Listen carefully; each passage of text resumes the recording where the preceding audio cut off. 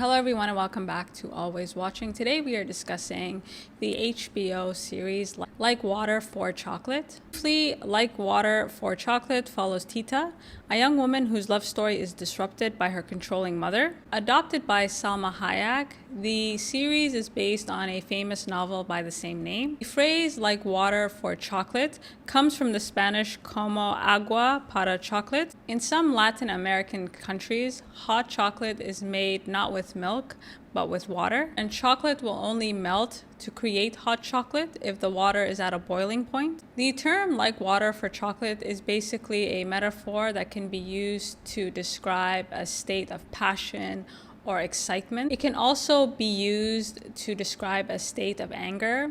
Our main character, Tita, uses the expression like water for chocolate, meaning she was boiling mad. The title could also refer to our main character's increasing sadness and heartbreak. Chocolate is sweet, whereas water, of course, has no taste, which is what she feels like when she's not with Pedro. In terms of setting, the series takes place in the north, in a large ranch during the Mexican Revolution. Season 1 is divided into 6 episodes, each which bears the name of a recipe, which represents our main character's connection to food. From the first episode, Cream-Soaked French Toast, the series sets the stage for what will be a deep exploration of the interplay between the personal and the political through soulmates Tita and Pedro. Tita and Pedro's love story not only symbolizes the individual struggle for freedom, but a country's struggle for liberation. The series splits its time between Tita and Pedro's love story and the growing animosity in this country.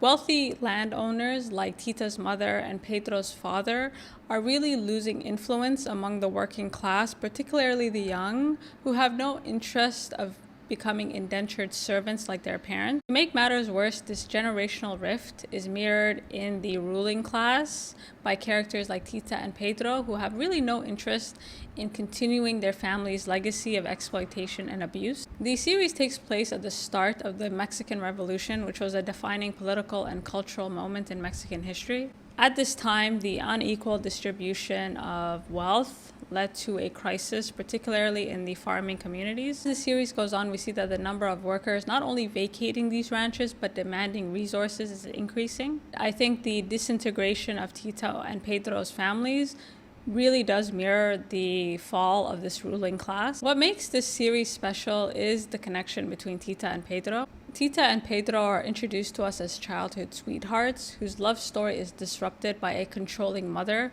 who would rather die than see her daughter live in peace. Elena, Tita's mother, is a very lonely and bitter woman who is just unable to come to terms with her past or make peace with it. Elena has lived a life filled with love, hate, and regret, and these emotions are mirrored in her 3 daughters, Tita, Rosaria, and Gertrudis. I feel like the series does a good job of using love as a way of exploring the tension between tradition and revolution. Each woman in the series is marked by love in some way, either the desire for it, like in the case of Tita and Pedro, or the absence of it, like in the case of her eldest sister, Rosaria. Their experiences with love is what shapes their perspective and influences their decision to either fight for change or help maintain the status quo. And I felt that the series did a great job of focusing mostly on Tita's family because they're such a great representation of the political and cultural divide in this country at this time. The relationship between Elena and her daughters and their relationship to each other also does reflect the enormous obstacles women had to face to gain any type of independence or autonomy. Elena's family is particularly draconian. She demands that her family live according to very medieval laws, not because she believes in them, but because they mask her own self-hatred. Aside from Elena and her daughters, the series also spends a great deal of time with Pedro and his father. The relationship between Tita and her mother and Pedro and his father also reflects the massive generational gap regarding what the future of Mexico should look like.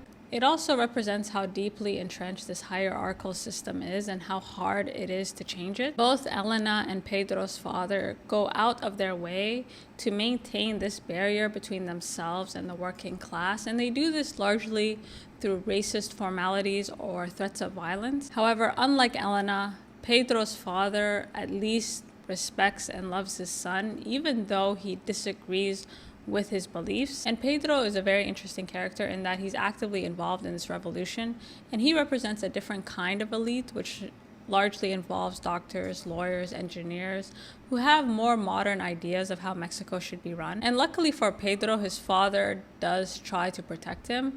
Elena, on the other hand, is just a total monster. She refuses to acknowledge her daughter's wants and needs and punishes her severely if she steps out of the tiny parameters she has set for her. As a result, Tita is basically a prisoner in her own home, and her only refuge is the kitchen. Tita's relationship to food is both a reflection for her love for life and also her desire for action. Her recipes elicit all kinds of emotions by triggering old memories or unlocking hidden desires. And a lot of the series actually does take place in this kitchen, and it really does become a space for Tita to find hope, peace, and some type of freedom. It also becomes a space for Tito and Pedro to express their love for one another. After Pedro marries her vindictive sister, Tita pretty much loses all hope. However, the more she finds out about her sister, the more hopeful she becomes. And Tita is in such contrast to her mother because she harbors no hate in her heart, even though she really tries. And although her mother's hatred is justified, her treatment of Tita is not. Throughout the series, Tita really does wonder, is this even her mother? Because she treats her like a dog. Elena constantly pits her eldest daughter against Tita, not because she thinks that her eldest daughter is better than Tita, but because she knows it will hurt her. Elena's mother is such a great example of generational trauma and how that manifests. Her resentment towards her daughter is heartbreaking. Considering her own experience with love was so powerful, she was willing to run away from home. And I think the violence that was inflicted on Elena and that she now inflicts on her daughter is just a great representation of the barbarity that was imposed on women during this time. Like, even in the home, they really have no freedom. Like, there are just so many obstacles in this house. Forget about the real world. I think the way that the series uses cooking and this kitchen is really smart because Tita's recipes become a way for her to overcome a lot of these barriers without violating any traditional beliefs or values. Although she cannot have Pedro's body, she can still maintain a connection to his soul and to his heart through her cooking. I think food also becomes almost a metaphor for nonviolence or a type of resistance because it enables her to keep a sense of calm and control. This control is seen by how slowly their love story develops.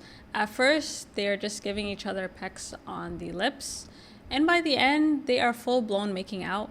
And I think as the series goes on, they realize that a lot of the barriers between them are not as immovable as they appear. And the connection between Tita and Pedro and Tita and her, especially her eldest sister, really shows how sometimes family is a lot more than just blood. Sauria really believed that by having a baby with Pedro, he would be forced to love her or at least stay away from her sister. Sadly for Sauria, a lot of her desires were placed in her head by a mother looking to inflict pain on her youngest daughter and make up for nearly abandoning her eldest. Thought that Tita's ability to love this baby, even though it wasn't hers, really solidifies not only her love for Pedro, but also the sort of kindness in her heart. One of my favorite lines this entire series is when Elena scolds Tita for being upset and tells her that nobody dies of love. And Tita's story is really heartbreaking because she's basically been forced to sit idly by as everything she's ever wanted has been taken from her. And I love the commentary that the series makes on family, because having a family and having children is not draconian in itself. What is draconian and dangerous is forcing people to get married in order to maintain a system of exploitation and abuse. Out of her 3 children, only her middle child is allowed to live her life to the fullest. And she's also the only child that Elena does not hate because she was born out of love. She goes out of her way to even protect her daughter, even though she doesn't agree with the type of life that she's choosing to live. I thought Elena's ability to protect at least one of her daughters showed that she had the capacity to change. However, her inability to protect the other really highlights how sometimes a painful past can completely destroy your future. Elena's And Elena's horrific treatment of her daughter is what triggers Tita to finally fight back. And I think as the gap between Tita and Pedro starts to close, both emotionally and physically, they start to warm up to the idea of revolution. Unlike the servants at their ranch, Tito and Pedro's experience with violence is very different, which is why I think at first they really romanticize the revolution and maybe overestimate what it takes, not just to change the world, but just to change their own lives. The advantage of having a series is that they're able to delve deeper and give us more context in terms of what's happening during this time period. And they do this by showing us the divisions, particularly within these rebel groups. And even within the revolution, I mean, there's still this hierarchy. And this hierarchy goes beyond the ruling class to the servants. Like, it's very deeply entrenched in society. Like, it's very hard for people to see each other as equals. Now, in terms of the revolution, even then there's a split. There are arms dealers and there are soldiers. And although Pedro and people like Pedro are willing to arm the rebels, they are very reluctant to kill and die alongside them. On the flip side, it's not like the soldiers trust the arms dealers completely. And I think the dynamic between the two is also a really good example of how you can actually end up becoming everything that you hate. In fighting this oppression, you can actually just become an oppressor. And in the beginning, Pedro and Tita in particular really equate revolution with murder, with senseless violence.